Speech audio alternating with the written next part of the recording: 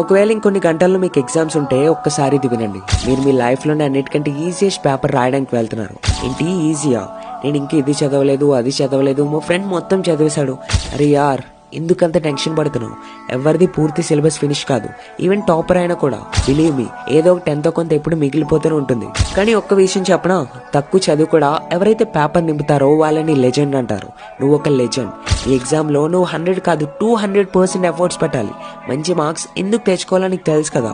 మంచి మార్క్స్ తెచ్చుకునేది నిన్ను ఇన్సల్ట్ చేసిన వాళ్ళని తొక్కడానికి కాదు, బదులుగా తొక్కాలనే ప్రయత్నం చేయడానికి కూడా వాళ్ళు భయపడాలి. ఎవరైతే వీడేం చేయలేడు, తన వల్ల ఏమవ్వదు, పెళ్లి చేసేయండి, వీడు దేనికి పనికిరాడు అన్నారో వాళ్ళందరినీ మీరు తప్పు అని ప్రూవ్ చేయాల్సిన టైం వచ్చింది. మీ రిజల్ట్ తో వాగిన ప్రతి నోరు మూసుకుంటుంది. చేయి నొప్పి వస్తుంది, తలనొప్పి వస్తుంది, ఫ్రెండ్ వెళ్ళిపోయాడు, ఇవేం చెప్పకుండా టీచర్ వచ్చి పేపర్ లాక్కునే ఆఖరి సెకండ్ వరకు ఎగ్జామ్ రాస్తూ ఉండండి.